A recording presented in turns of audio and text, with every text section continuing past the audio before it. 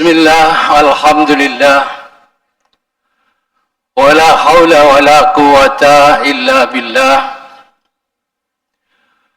Asyhadu an la ilaha illallah wahdahu la syarikalah, wa asyhadu anna Muhammadan abduhu wa rasuluh.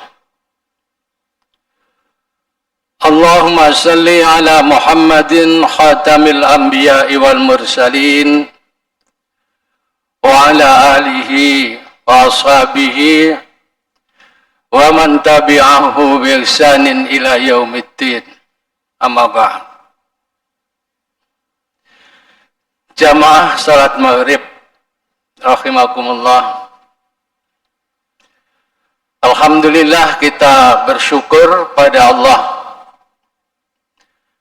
masih ada kesempatan untuk hadir di masjid yang kita cintai ini dalam rangka sholat jamaah maghrib, dan sekaligus kita mengikuti kajian tentang hukum-hukum yang ada di dalam syariat Islam kita ini. Untuk mempersingkat, bahwa kali ini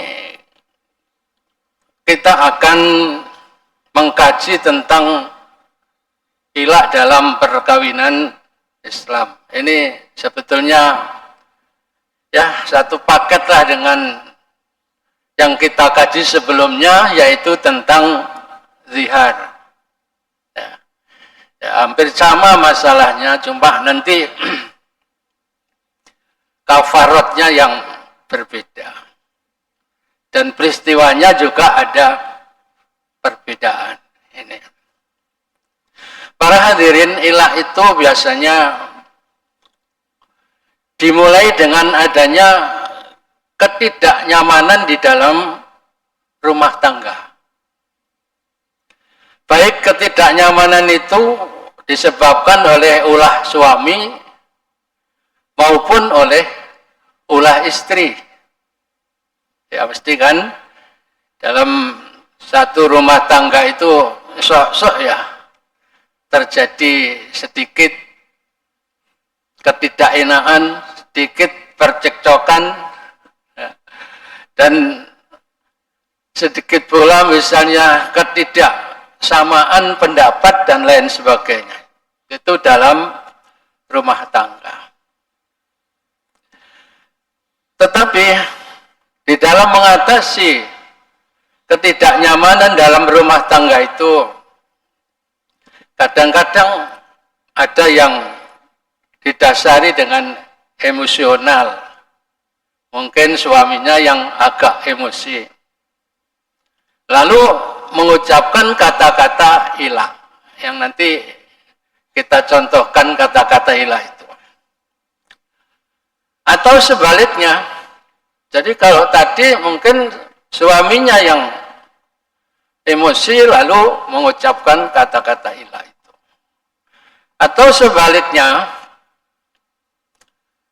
ulah dari istri yang menyebabkan jengkelnya suami. Lalu suami ini tidak mau, misalnya sampai melakukan KDRT misalnya. Nah, nanti hukumannya akan berat.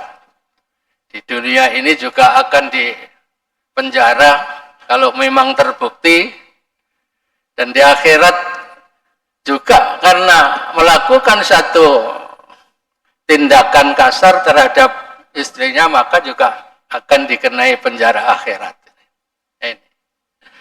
Maka satu jalan biasanya kadang-kadang ya biar istri ini bisa sadar, bisa kembali pada jalan yang benar, maka cukup dilakukan dengan ilah saja. Dengan ilah. Ini. Nah, makanya di sini ilah itu apa sih? Ya, itu tadi pendahuluannya. Ilah itu adalah bersumpah dengan nama Allah. Jadi harus ada sumpahnya. Demi Allah. Nah, demi yang Maha Rahman, misalnya ada ulama yang berpendapat begitu, tidak hanya demi Allah, tapi demi yang digandengi dengan nama-nama lain dari Allah itu. Demi yang Maha Rahman, demi yang Maha Rahim misalnya, ya, demi yang Maha Agung. Ini. Tapi di sini pokoknya adalah bersumpah demi Allah. Demi Allah. Bersumpah untuk apa? Bersumpah untuk tidak mencampuri istrinya lagi dalam waktu minimal 4 bulan.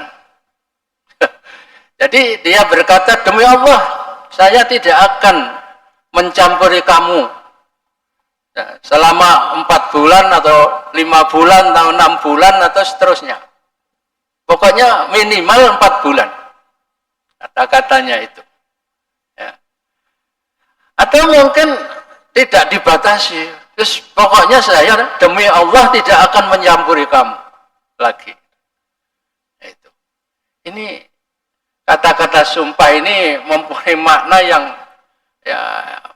yang berakibat dalam nanti. Ini. Itu ucapannya enteng saja. Demi Allah, nah, selama 4 bulan atau selama 5 bulan saya tidak akan ngumpuli kamu. Ini. Itu kata-katanya. Biasanya kan seorang istri itu kalau tidak dikumpuli oleh suaminya kan gelisah juga, Pak ya. Biasanya seneng-seneng kumpul, tapi kok dia bersumpah tidak akan ngumpuli selama 4 bulan lebih misalnya. Nah ini akan gelisah juga. Ini. Sehingga akan diharapkan nanti bisa sadar dan kembali baik lagi. Apa yang menjadi kejengkelan suami tadi tidak diteruskan dan atau mungkin tidak terulang lagi. Ya, ini contoh kata-kata ilah. Ya. Ilah ini itu dulu sama dengan zihar. Zihar dulu kan juga perilaku dari orang-orang jahiliyah. Jadi yang sudah pernah dilakukan oleh orang-orang pada masa jahiliyah. Kalau zihar juga pernah dilakukan oleh orang-orang di masa jahiliyah. Yang akibatnya kalau sudah dizihar pada masa jahiliyah otomatis cerai. Kan gitu. Tapi berbeda dengan ilah ini. Kalau ilah ini pada masa jahiliyah, ya, pada masa jahiliyah itu minimal mereka itu melakukannya selama 1 tahun sampai 2 tahun. Jadi lama sekali. Jadi istrinya itu disumpah. Ya. Kalau jahiliyah ya mungkin sumpahnya berbeda. Bahwa tidak akan saya kumpuli selama 1 tahun minimal atau 2 tahun. Jadi lama sekali. Masih punya suami tapi tidak pernah kumpul. Tidak punya suami kok ya tidak boleh kawin lagi dengan orang lain karena belum cerai. Padahal menunggu waktu 2 tahun itu Masya Allah sangat lama. Nah, apalagi kalau dia sudah punya anak, ya, menunggu 2 tahun lama, dan suaminya mungkin tidak nunggu di situ, tapi masih suami. Nah, inilah sulitnya di situ. Nah, ini. Maka pada masa Islam dirubah itu oleh Allah dirubah. Tidak 2 tahun batasannya, tapi hanya dibatasi 4 bulan. 4 bulan saja. Jadi diperpendek. Kan kasihan istri-istri itu. Pada masa Islam diperpendek 4 bulan. Jadi misalnya dia bersumpah, demi Allah, saya tidak akan mengumpuli kamu lagi selama 1 tahun misalnya. Sumpahnya begitu, karena minimal sumpahnya kan 4 bulan lebih. Kalau kurang dari 4 bulan itu, ya ada yang berpendapat itu tidak jadi ilahnya itu. Ya, tidak jadi. Jadi minimal 4 bulan ke atas. Karena apa? Batasan waktu tunggunya itu minimal 4 bulan. Jadi dibatasi 4 bulan saja. Nanti kalau dia itu sudah sadar lagi, dua-duanya sudah sadar, suaminya juga sudah mau kembali lagi misalnya, kok dipikir-pikir nggak enak, saya gak koyo kumpul bojo misalnya, ya, sewaktu-waktu bisa senang-senang, akhirnya dia sadar dan ingin kembali mengumpuli lagi. Nah, itu nanti ada syaratnya kan gitu, ada kafaratnya. Ya, kafaratnya itu hanya kafarat sumpah. Ya, tidak sebesar kafarat yang dijatuhkan kepada suami yang mendihar istri. Jadi ringan, kafaratnya lebih ringan. Ini. Ya kita ikuti saja. Ya. Jadi kalau ingin kembali maka harus didenda dulu atau bayar kafarat dulu. Ya. Yaitu kafarat hanya kafarat sumpah. Kafarat sumpah saja ini. Nah, tapi jika sampai 4 bulan ya dia tidak kembali, tidak mau baik lagi dengan istrinya, maka biasanya lalu istri itu akan mengajukan gugatan ke pengadilan. Itu kok tak enteni 4 bulan kok gak balik-balik. Ya, istri mengajukan halnya ke pengadilan. Maka di sana setelah mungkin di sidang macam-macam, akhirnya hakim akan menyuruhnya untuk memilih 2 hal. Disuruh membayar kafarat sumpah, lalu berbuat baik lagi, kumpul lagi dengan istrinya, atau menalah istrinya. Karena batasnya sudah 4 bulan. 4 bulan belum kembali saja, maka istri lapor mungkin ke pengadilan, lalu dia dipanggil pengadilan, ditanya, ya apa, mau kembali baik lagi atau mau cerai? Ditanya.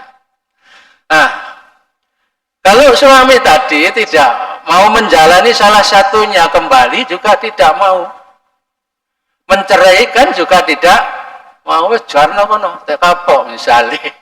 Tapi ya, jangan sampai terjadi begitu. Ya. Keduanya tidak dipilih. Maka pengadilan berhak untuk menceraikan antara suami dan istri tadi. Ya, berdasarkan gugatan dari istri. Ini cara-caranya. Bahkan sebagian ulama itu ada yang berpendapat terus gak usah pengadilan, itu otomatis jatuh talak kalau 4 bulan sudah dibiarkan terus. Tapi kalau kita berada di suatu negara kan perlu adanya catatan-catatan, misalnya administrasinya gimana. Kalau nanti istrinya mau kawin lagi, ya tentu ada urusan dengan pemerintah, ya, dengan negara. Makanya ya tentunya harus melalui pengadilan. Sehingga punya surat, tuh ini betul sudah cerai. Nah, ini ilah. Ilah ini berdasar firman Allah surat Al-Baqarah ayat 226-227. Ya. A'udzu billahi minasyaitonir rajim lilladzina yu'luna min nisaihim tarabbusu arba'ati asyhur. Fa in fa'u fa innallaha ghafurur rahim. Ya. Kepada orang-orang yang mengilah istrinya diberi tangguh 4 bulan lamanya. Kemudian jika mereka kembali kepada istrinya, maka sungguhnya Allah Maha Pengampun lagi Maha Penyayang. Artinya kalau dia mau kembali itu lebih baik, lebih bagus. Ya Ya sekalipun suami nanti kena denda atau kafarat sumpahnya tadi. Tapi lebih bagus. Ya, karena rumah tangganya akan menjadi baik kembali, tentram kembali, rukun kembali. Anak-anaknya mungkin juga ikut senang. Karena sudah punya anak mungkin. Ini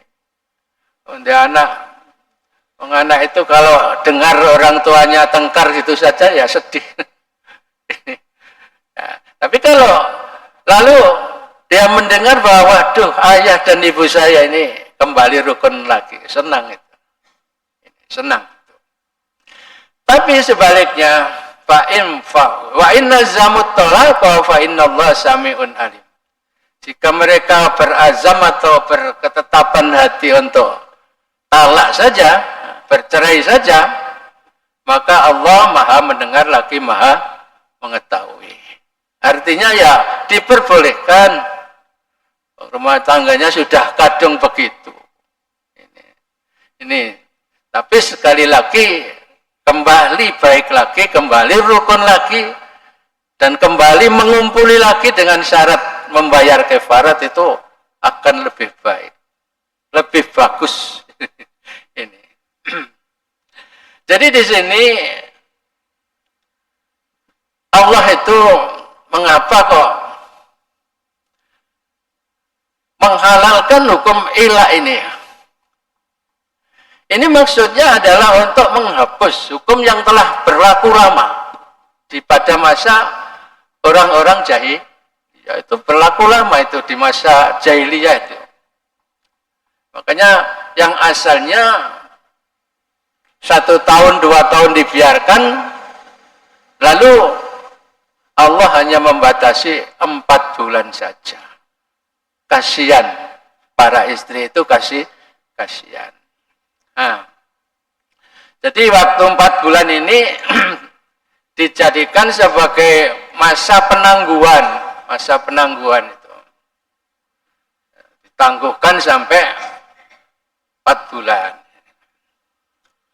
Para hadirin, ilah ini adalah erat hubungannya dengan masalah sumpah.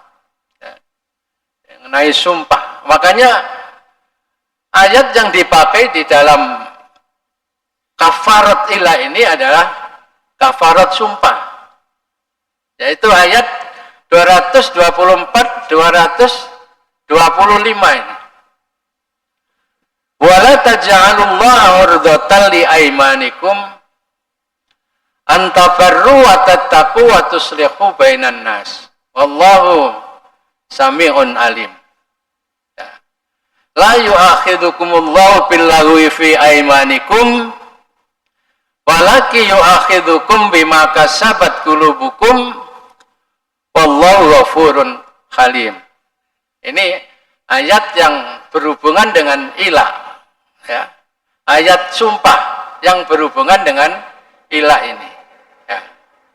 Jadi janganlah kamu jadikan nama Allah dalam sumpahmu itu penghalang untuk berbuat kebajikan, bertakwa dan mengadakan islah di antara manusia. Bagaimana?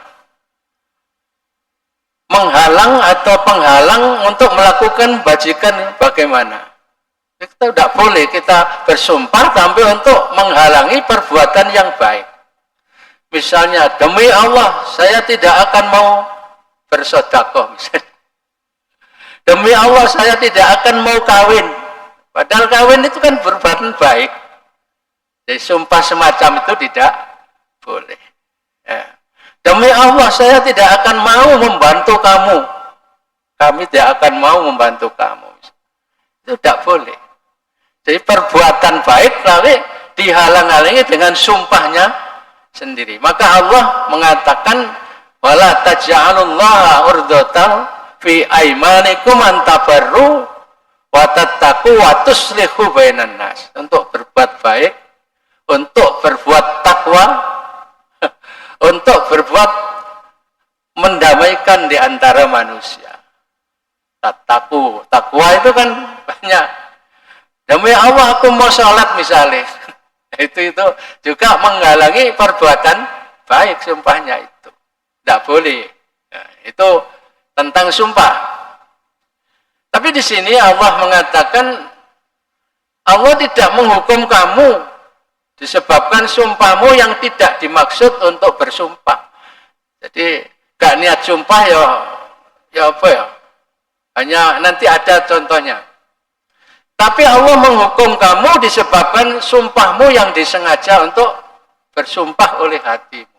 Sumpah yang gak disengaja itu tidak apa-apa. Tapi kalau memang dia sengaja untuk bersumpah, itulah yang nanti kalau tidak ditepati maka akan berdosa. Atau yang ada hubungannya dengan kafarat, maka dia akan kena kafarat. Nah, contohnya bersumpah tidak akan ngumpuli istrinya tadi. Itu ada hubungannya dengan kafarat, maka dia dikenai kafarat kalau dia mau berbuat baik lagi atau membatalkan sumpahnya itu, maksudnya sumpahnya itu dibatalkan dengan membayar kafarat. Nah, di sini ada catatan begini, ada sumpah itu ada 3 macam ya. Ada sumpah luwi, logo. Logo itu artinya apa? Artinya tidak berakibat apa-apa. Ya. Tidak dosa ya. Sumpah. Contohnya apa? Sumpah yang dimaksudkan untuk bersumpah. Contohnya, contoh yang tidak dimaksudkan untuk bersumpah maksudnya. Contohnya gini. Demi Allah kamu harus datang.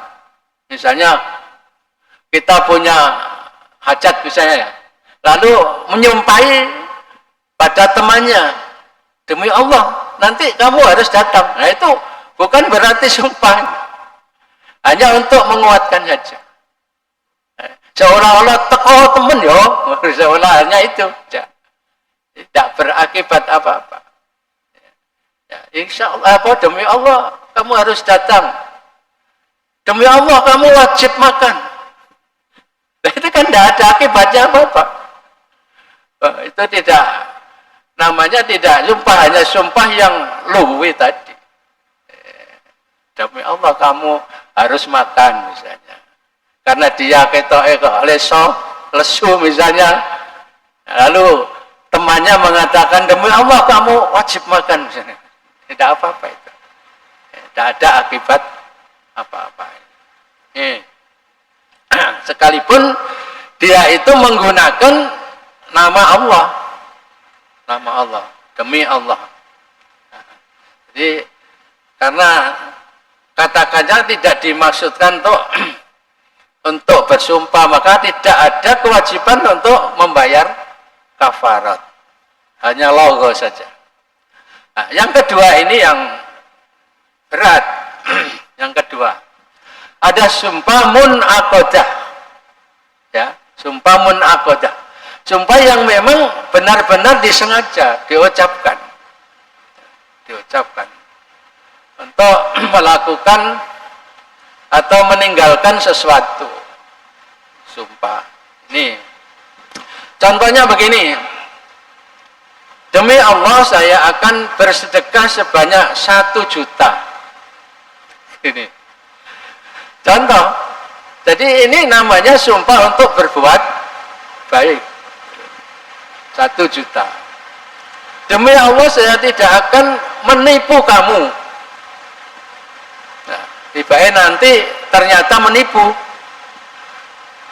Kemudian yang bersedekah tadi ternyata dia tidak melakukan sedekah, padahal sudah sumpah. Atau sedekah tapi tidak 1 juta. Hanya misalnya 50.000. Nah, ini tidak tepat dengan sumpahnya. Ini demi Allah saya tidak akan menyetubuhimu selama 5 bulan. Ini namanya sumpah munaqadah, sumpah munaqadah, dan banyak contoh-contoh yang lain. Nah, ini hukum sumpah ini wajib membayar kafarat jika dilanggar. Wes ngomong harus sedekah 1 juta kok, sedekah 50.000 harus bayar kafarat. Bayar kafarat sumpah. Nanti besarnya di belakang. Ini. Wong sudah ngomong tidak akan menipu, kamu tiba-tiba nipu. Kafarat, kena kafarat. Sudah ngomong 5 bulan, demi Allah tidak akan ngumpuli kamu. Tiba-tiba kayak 3 bulan gak kuat. Balik. Harus bayar kafarat dulu, baru boleh ngumpuli. Nah inilah. Lalu sumpah yang ketiga, sumpah ghamus atau sumpah palsu, sumpah bohong. Nah, sumpah ini kebiasaannya diucapkan oleh orang-orang yang hendak menipu. Sumpah ghamus ini. Atau mengkhianati orang lain. Demi Allah, tapi jadi karena nipu. Ini namanya sumpah ghamus. Wis tak utang dhuwitmu 2 juta. Sesuk 2 dina tak balikno. Tiba-tiba sampai setahun nggak balik-balik. Ini namanya juga nipu. Ya, padahal demi Allah tadi dia khawatir demi Allah. Itu contoh yang gampang saja itu. Ini. Nah. Jadi sumpah palsu ini salah satu dosa besar. Kalau yang ketiga ini hanya akibatnya dosa besar. Tidak harus bayar kafarat. Tidak. Tapi dosa besar ditebus dengan apa? Yaitu ditebus dengan taubatan nasuha. Tobat. Tobat. Ini ya wes. Sepurang Gusti Allah gak ngulangi lagi perbuatannya itu namanya perbuatan apa, taubatan nasuha, menyadari kesalahannya. Ini jadi tidak membayar kafarat, berbeda dengan sumpah yang kedua tadi. Sumpah yang kedua sumpah munaqadah. Ini ya. Ya sudah, kita lanjutkan. Jadi yang ketiga tadi dinamakan sumpah ghamus itu karena apa? Karena akan menjerumuskan pelakunya ke dalam api neraka. Ya, dek gak tobat atau tobatnya tidak diterima ya neraka jalure. Ya. Juga sumpah ini menyebabkan hilangnya hak-hak orang lain. Ya, makanya dosa besar. Dosa besar. Ini mengenai sumpah. Nah. Kemudian di dalam surat An-Nahl ayat 94, nah di sana diterangkan wala tattakhidhu aymanakum takholam bainakum fatazilla qadamum ba'da subutiha wa tadzukusu bima sadatum an sabilillah walakum adzabun adzim. Ini hanya peringatan dari Allah ya. Jangan kamu jadikan sumpah-sumpahmu sebagai alat penipu di antara kamu. Ini adalah dalilnya sumpah ghamus tadi. Nah, sumpah yang ketiga itu. Yang menyebabkan tergelincir kakimu sesudah kokoh tegak. Jadi kebreset nang jero neraka. Dan kamu rasakan kemaratan di dunia karena kamu menghalangi manusia dari jalan Allah. Dan bagimu azab yang besar. Ini kalau seorang itu melakukan sumpah ghamus tadi untuk menipu orang. Atau mungkin untuk menghalangi hak-hak orang lain. Ini. Nah, di sini kita sampai pada kafaratnya. Apa kafarat dari sumpah yang kedua tadi? Ya. Dendanya apa? Di sini di dalam surat Al-Maidah ayat 89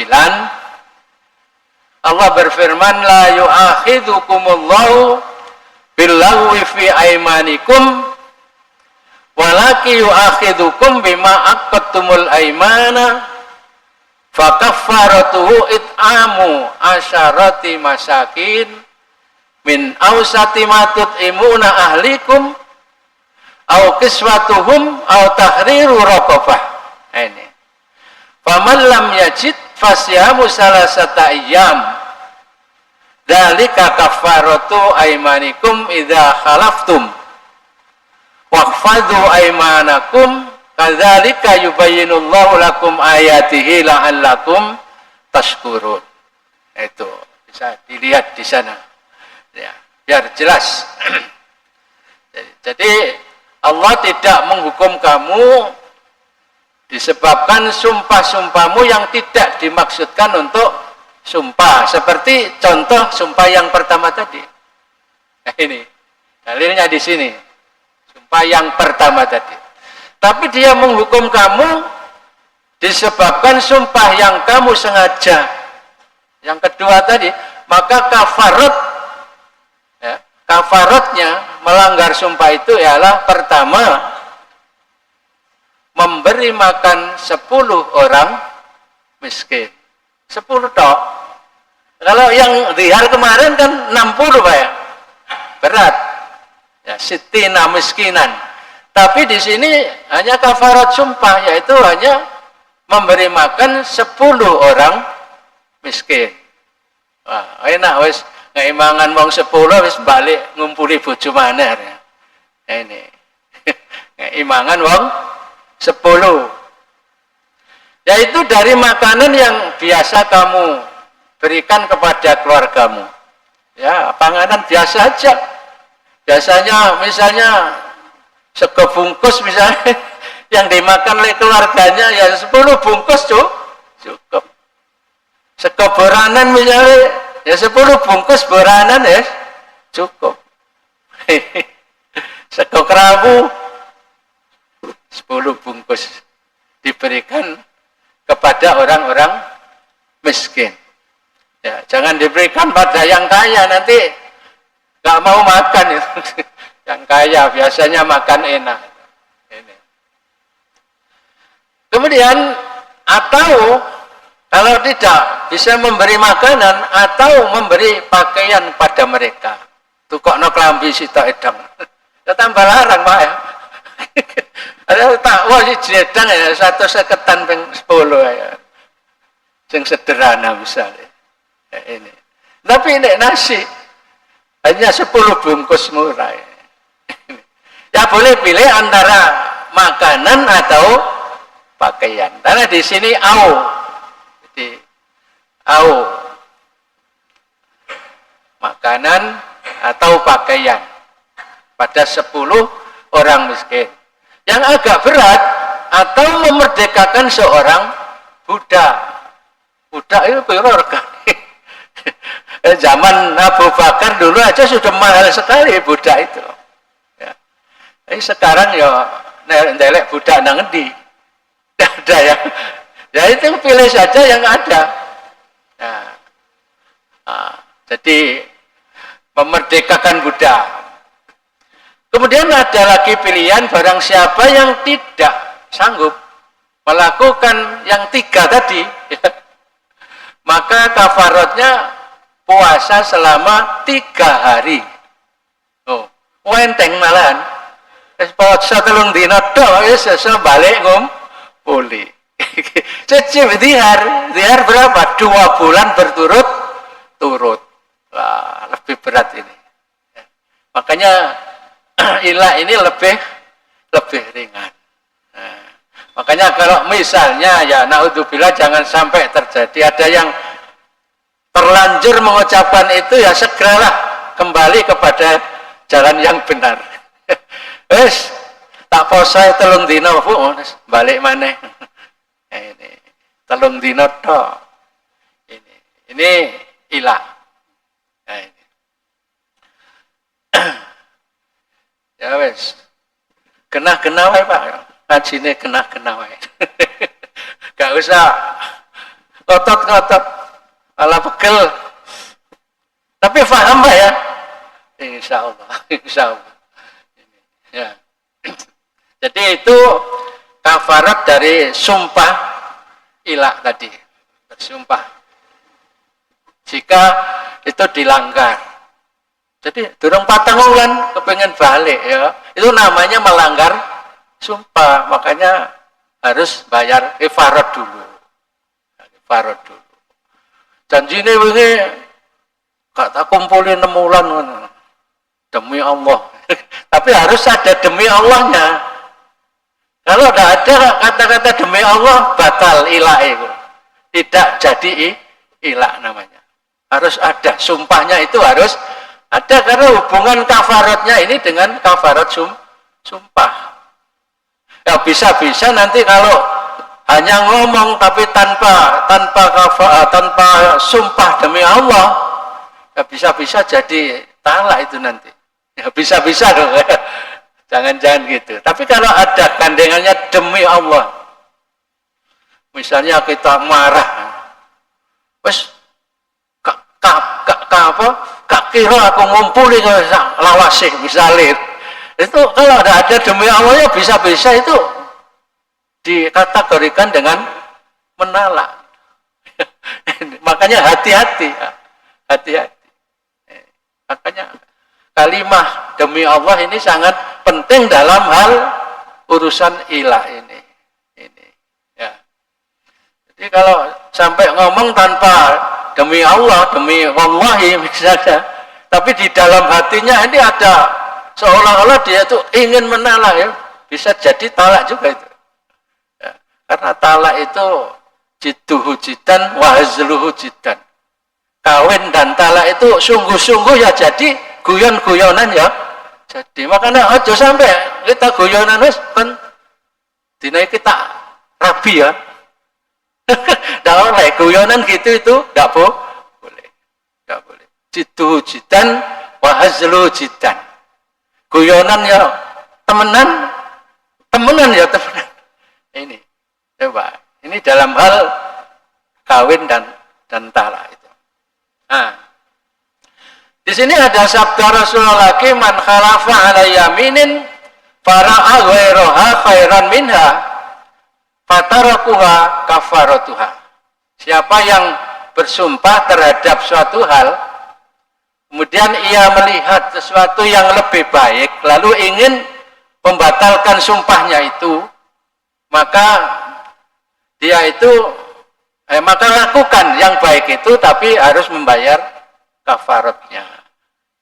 Ya tidak hanya ilah terhadap istri saja, tapi sumpah yang lain-lain juga begitu. Ya, sumpah yang lain-lain juga. Kalau ada yang lebih baik lalu ingin membatalkan sumpahnya, ya harus bayar kafarat. Milih salah satu di antara 4 tadi. Ya, 4 tadi. Dipilih salah satunya. Ini hanya tinggal pendapat-pendapat ulama.